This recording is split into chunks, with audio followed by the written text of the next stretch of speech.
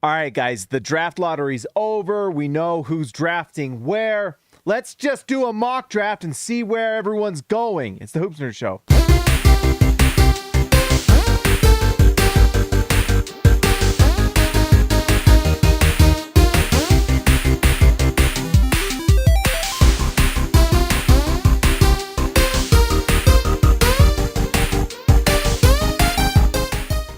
All right, guys, this is one of my favorite times of the year, and I'm just going to dive right into this. This is a lot of fun for me. We did an SLC Dunk mock draft as a team before the lottery. This is post-lottery, so let's just dive into this. I'm going to make this bigger and make me smaller because you want to see the numbers, not my face, right? All right, let's go into this. So, and I have this. This was the order actually from our last one. It's going to be different because these are going to be my picks, not the team's picks. So, anyone can complain. Well, just tweet at me. I know you will. All right. So, number one, Victor Wembanyama goes 1 to San Antonio. This is the most obvious choice of the draft. I don't think there's just no debate. Anyone who says anything to you other than that Victor Wembanyama is the number one pick is not someone you should take opinions from. So, we're just going to move on. Now, the thing about this draft is it really starts here with Charlotte, who wins the number 2 overall pick. This is where things get a little bit interesting. The question here is fit over best player available. And it's already starting because you've got LaMelo Ball in Charlotte, and they've got to decide, do they want to go with Scoot Henderson, who I believe is best player available? Or do you want to go maybe with a little bit better fit, and you go maybe with a Brandon Miller? I think... just knowing, what was the interesting report, too, from the Hornets was that Michael Jordan was waiting to see if they won the pick, so maybe they're going to trade it. I think if I'm the Charlotte Hornets, they haven't really proved anything this season by being number 2. I think you just have to go number 2 overall player, and I think Scoot Henderson is just going to be a phenomenal NBA player. I think he's going to be an all-star in the Eastern Conference. And, knowing some things about Victor Wembanyama and how his family wants him not to be playing more than like 20 to 25 minutes a year or next season at least, I don't know how much numbers he's going to actually put up. I think Scoot Henderson actually has a real opportunity to be the rookie of the year. And so I think that they are not going to pass that up. Let's see. We're going to exit these out so they disappear. And I think Charlotte's going number 2, Scoot Henderson.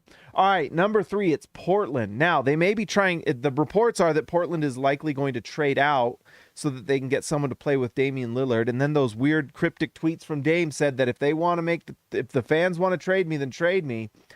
I think that this is an easy pick for Portland if they don't trade out. And I think it's Brandon Miller. I think Brandon Miller both is the best player available here and also the best fit for Portland.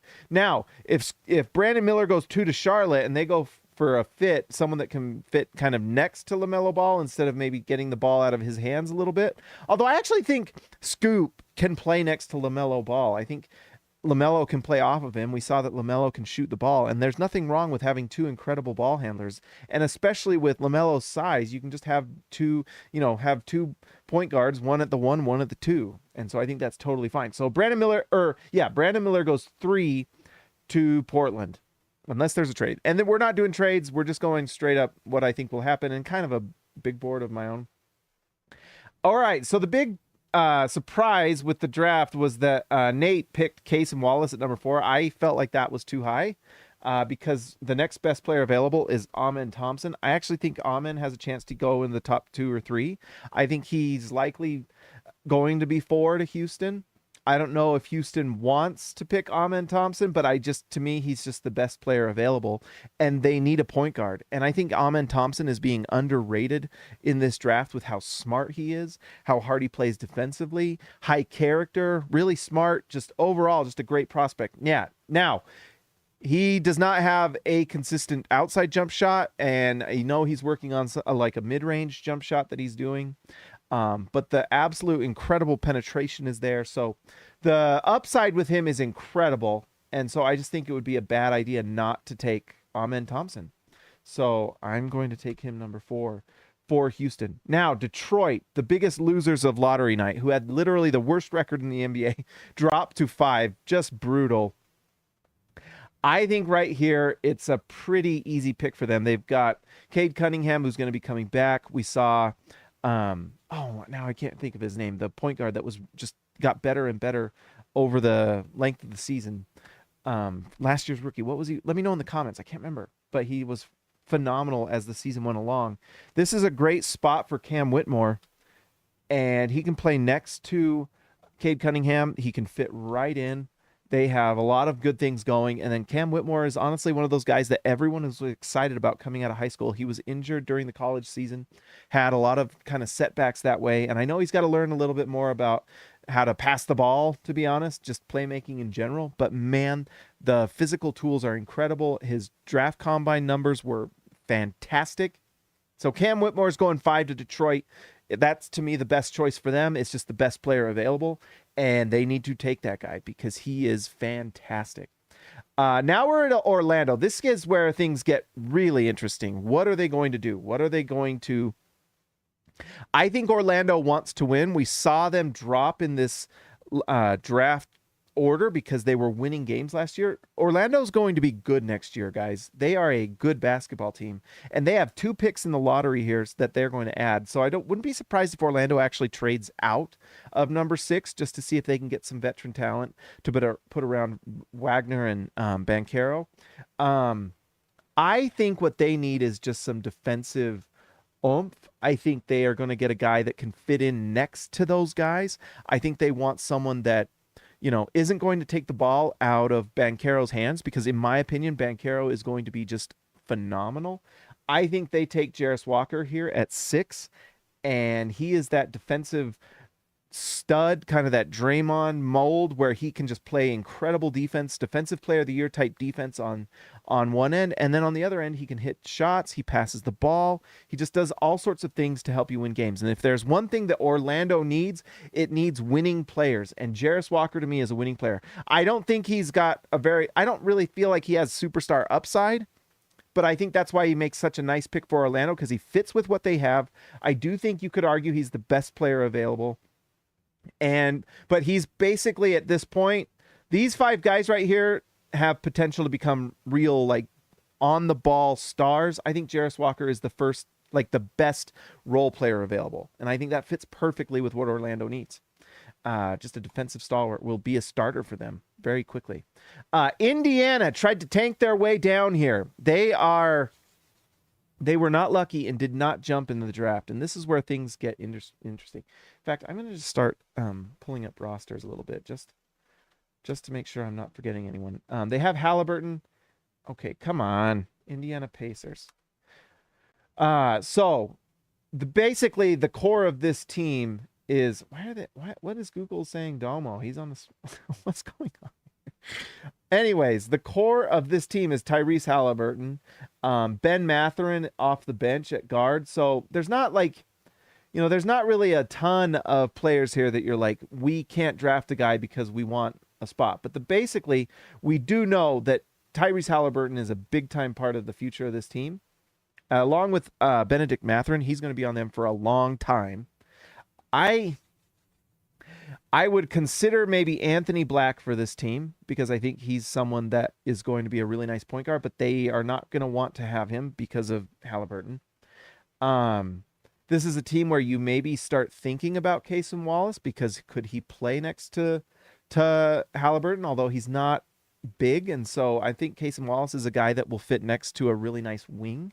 So this is a type of guy that maybe Orlando even thinks about is Cason Wallace, although I think Jarris Walker is the better fit there. And then there's a few guys that they might start thinking about. Maybe they think about Taylor Hendricks. He is a guy that can play defense at an elite level. He can knock down shots at the three-point line and can really be a versatile player in a lot of different ways, although he's kind of like Jarris Walker where you're looking at an elite level role player. And that's who I'm going to take for them. I'm going to take Taylor Hendricks. I think he is a guy they're going to be excited to pick because he's going to fit next to Halliburton. I think he will be a starter for 10 to 12 years in this league. All right, Washington, who just recently announced they have a new basketball czar. I forgot his name, coming from the Clippers. Sorry, I need a drink.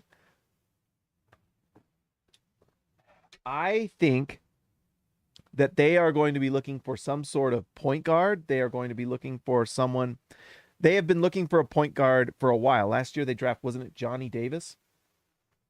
Absolute bust. No one talks about it, but that was just a bust of a pick.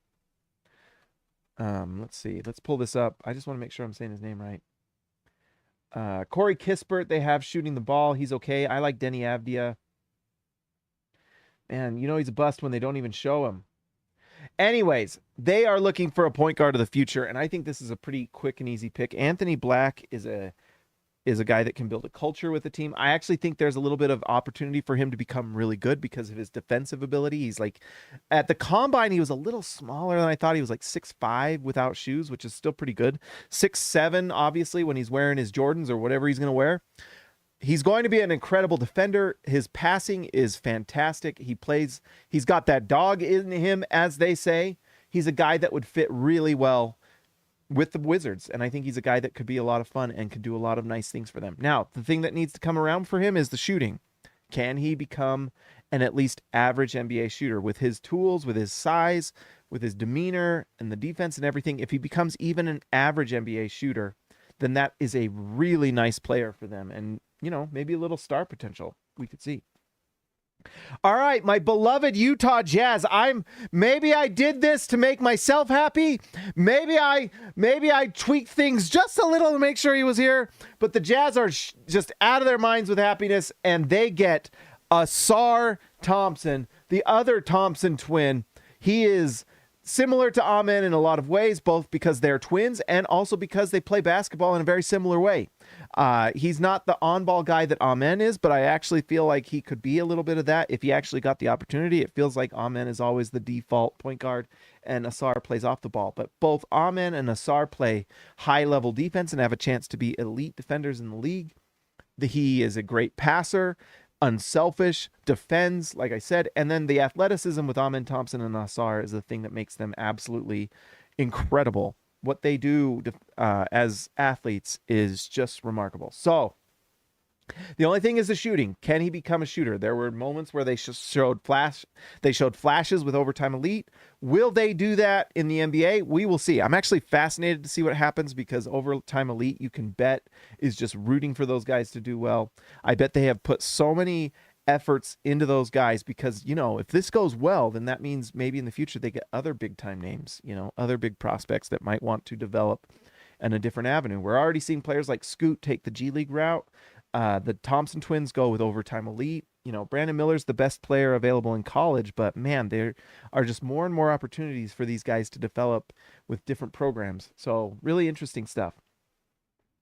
All right, Dallas. I know Dallas fans are probably really disappointed because Taylor Hendricks is off the board, but this is a team that needs just a secondary guy to play next to Luka Doncic, and Dallas is likely going to trade out of this spot. But if they pick here, there's still a lot of guys that they could be really happy to pick, and I think that Dallas is going to pick Cason Wallace. He brings incredible defense. I personally love Cason Wallace. And I just think he's going to go high. I think that Dallas would pick him. He can play off of Luka perfectly. He's the perfect player to play off of Luka, by the way, at that point guard position where he can knock down threes. He plays Drew Holiday level defense. And he's got upside as a playmaker. I mean, he showed some things in high school and in college. He goes to Kentucky where the Calipari system, where it's basically dribble it up, hand it to one of the two bigs in the post, and that's Calipari's offense. I think Cason Wallace has a chance to be really good. And there's going to be a team up in this range that might think about getting him. I know I would at 9 for the Jazz. This is not an easy pick in all honesty. The thing is Ausar's 6'7" and Cason's about 6'3". So size, you can't teach height. But Cason Wallace, likely the best perimeter defender in this draft class. So really interesting. All right, Orlando, number 11.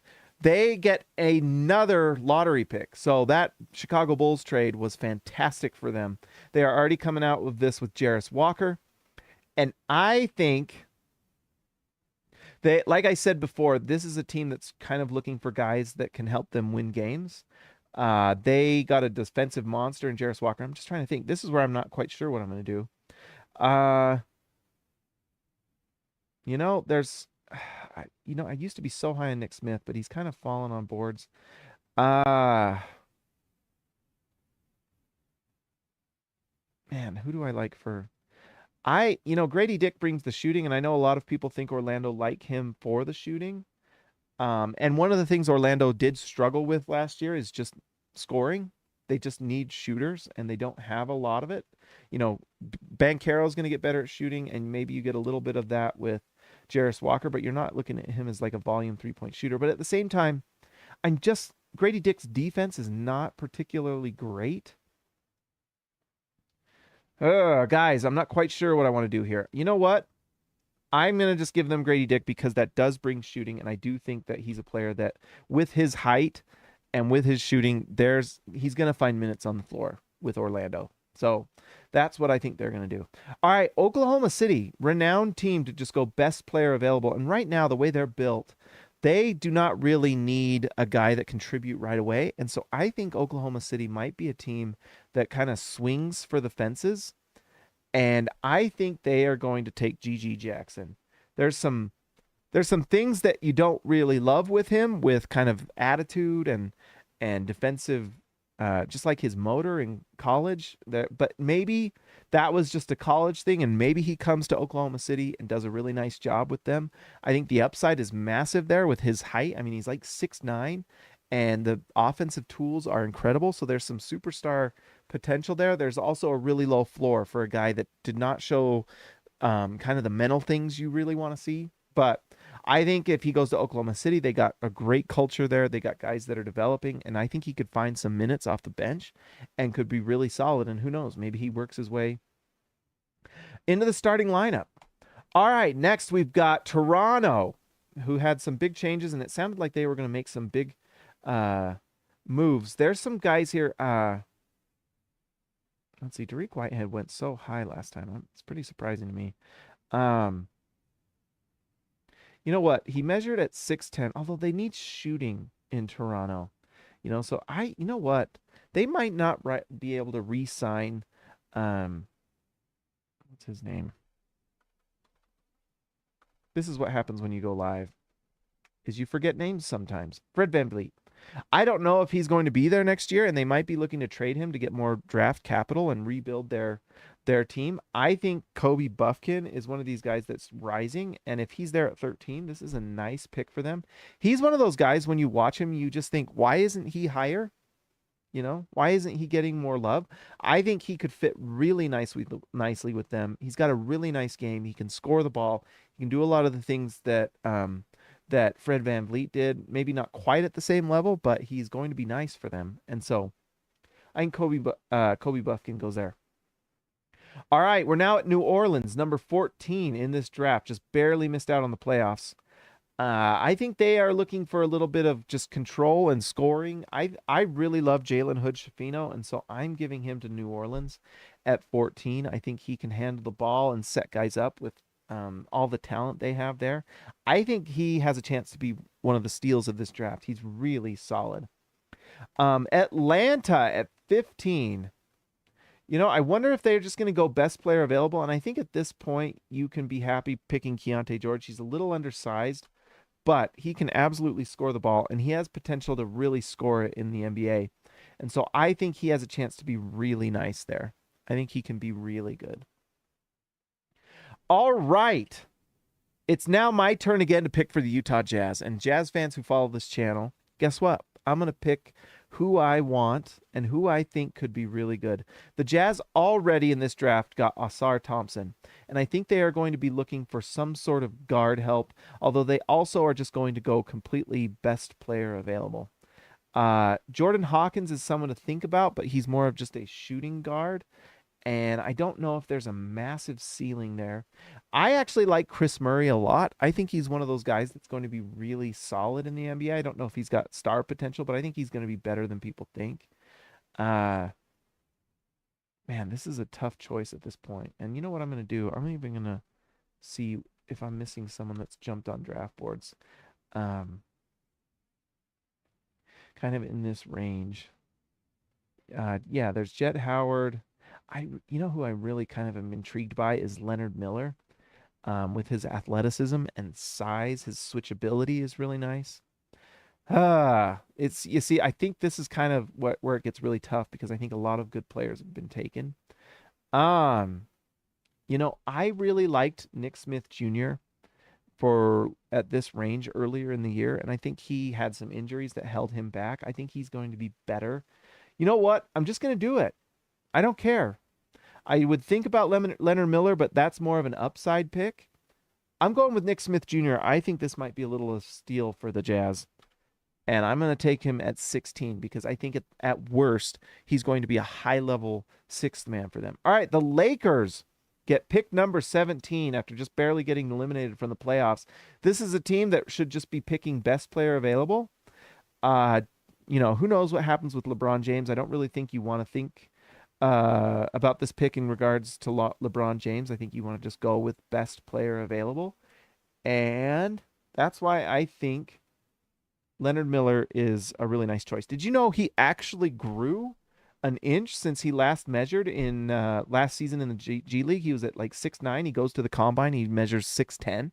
So he's getting bigger. He's still growing and learning. He's got a lot of upside. He's someone I think could be really, really solid. All right, let's see. Miami, likely going to the finals. What do? They have heat culture. They want guys that they can bring in and that can shoot and they can develop. A backup. They are struggling actually backup wise with Bam Adebayo. I actually think Derek Lively is just a fantastic pick for them here. Just a lot of athleticism and size. Someone that can play for them probably pretty soon, and then just as a backup center. I think that's a nice pick for them. Golden State.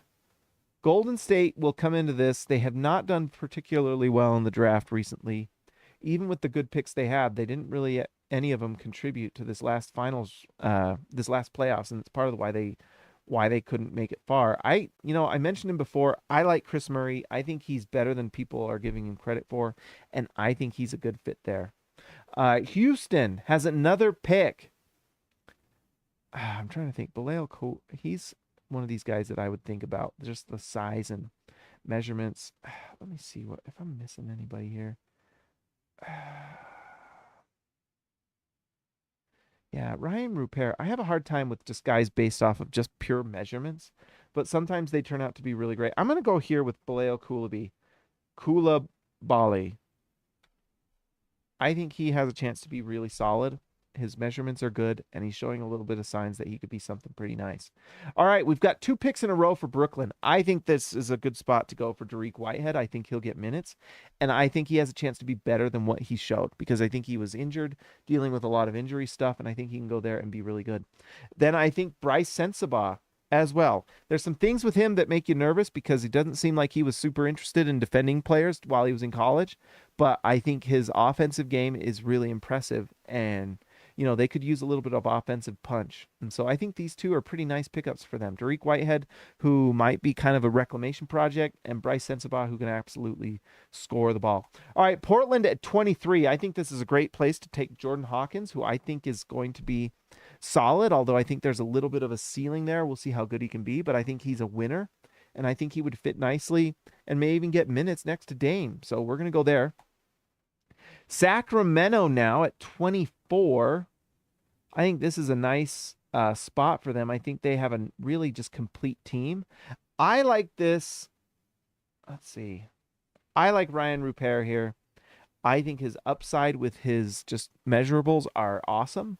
And I think, you know what? You're just going to, at this point late in the draft, pick guys with upside. And that is what he is. He's just super raw. And he's a year or two away from really contributing. But, man, the measurables are massive. Memphis. You know what? And I'm surprised I haven't decided to have him go up earlier. I really like Maxwell Lewis. I'm going to give him to Memphis here.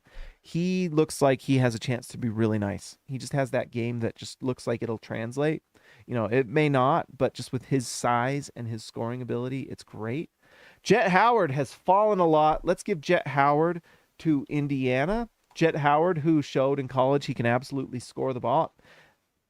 sometimes people drop, and I think he's one of those guys that was planning, you probably expected higher. And so Indiana's probably pretty happy to get someone like Jet Howard at 26, and you don't have to give a high pick there. All right. We're just down to the near end, and I want to make sure I'm not missing someone that maybe should have been in here that wasn't. Yeah, City Sissoko, Trace Jackson Davis. Jaquavion Smith has really dropped. Yep. So I think we're about good here with who we have. These are guys, I'm not going to lie. I know City Sissoko has risen in draft board, so we're just kind of going best player available here. I'm going to put him there for Charlotte. Utah. I'm sorry, Jazz fans. I don't know enough about these guys to really give a... let's see. Where is Andre Jackson? He's on here. He's down here. Shooting guard UConn, 6'6". Ah, interesting. Since it's the Jazz, I want to think about this for a second. I would have given City Sissoko or Maxwell Lewis. Maxwell Lewis is where he falls here. Let's just go Colby Jones with the size to the Jazz, 6'6". If you can get size, and we know the Jazz are going to be picking for size. And then Trace Jackson Davis. I'm sorry, guys. This is a senior from, where did he play? Indiana? We're just going Trace Jackson Davis to Indiana. And Andre Jackson to the Clippers. I don't know anything about him. All right, that's the mock draft, guys. If you haven't already, like and subscribe to the channel. I will talk to you next time.